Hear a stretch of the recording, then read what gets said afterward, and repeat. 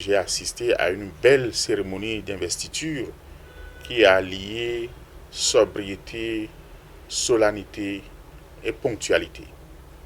Sobriété en ce sens que ça n'a pas été une cérémonie grandiose comme d'aucuns l'auraient souhaité. Vous connaissez cela cadre bien avec Patrice Talon qui aime faire les choses dans la sobriété.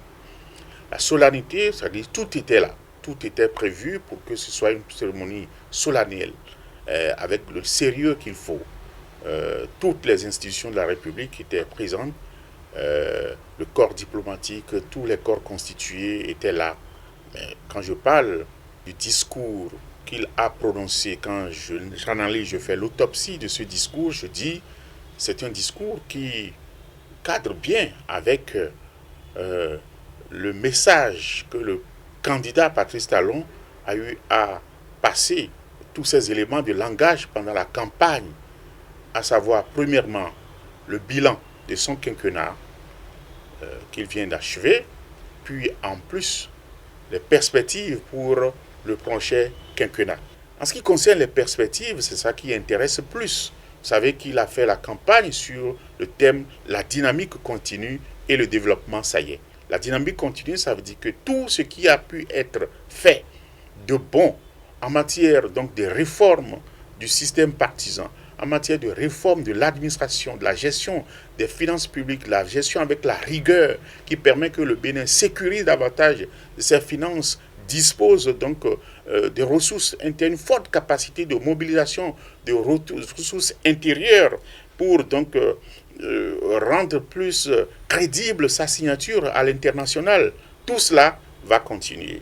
En plus de cela, les infrastructures dans tous les domaines, l'électricité, l'autonomisation en matière de l'énergie électrique, l'agriculture, la transformation donc de la structure de notre système éducatif pour le rendre beaucoup plus professionnel.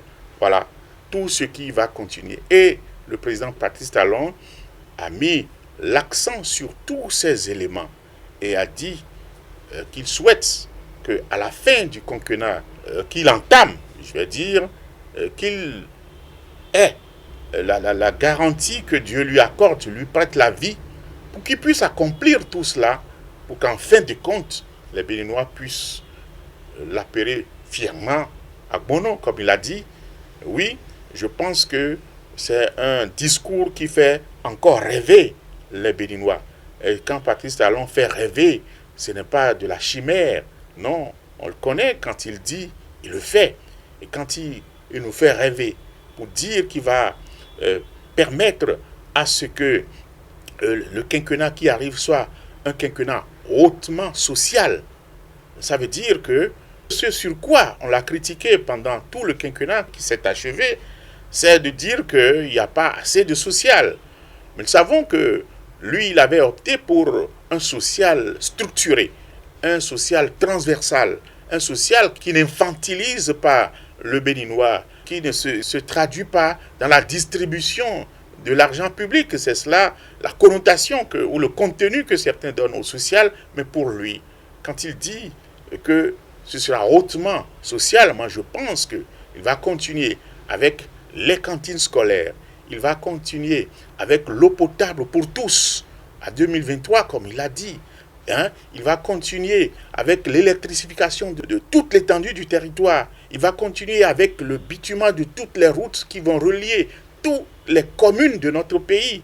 Donc tout cela, pour moi, je pense que c'est social. Mais en plus, ce sera le projet Arche qui va continuer pour être généralisé, pour permettre que l'assurance maladie soit désormais une effectivité pour que tous les Béninois, toutes catégories confondues, quand ils seront malades, puissent aller se soigner à moins de frais ou à 0 francs pour les plus indigents parmi nous.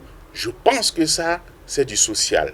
L'impunité zéro, il a dit que les élections présidentielles dernières d'avril 2021, avec les difficultés qu'on a eues avec ces élections, les querelles, que c'est déjà du passé et qu'on oublie, il invite les Béninois à ce qu'on tourne la page.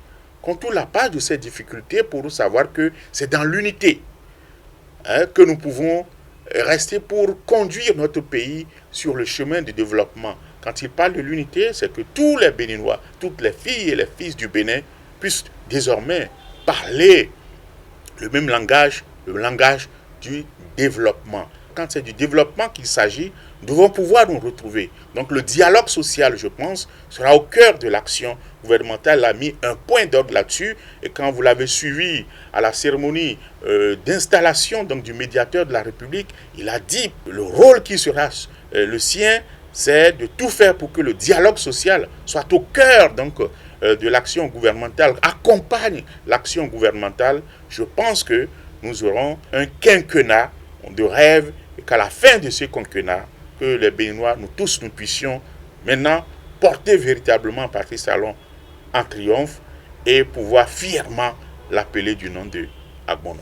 Vous parlez de la présence du bâtonnier Robert Dossou. Oui, pour d'aucuns, ça aurait été la grosse surprise, mais moi je ne pense pas, connaissant l'intéressé, je pense que c'est un républicain convaincu, quelles que fussent ses positions affichées, les discours qu'il a pu tenir sur certains médias pour critiquer même l'action du président actuel, n'obère en rien les qualités de démocrate qu'il a. C'est cela qui a fait qu'il était présent. C'est comme ça, en principe, que tous les Béninois, on devrait se comporter, quels que soient les griefs que nous avons contre un régime en place, mais il y a des occasions qui sont solennelles, qui sont des instants où la République doit s'unir.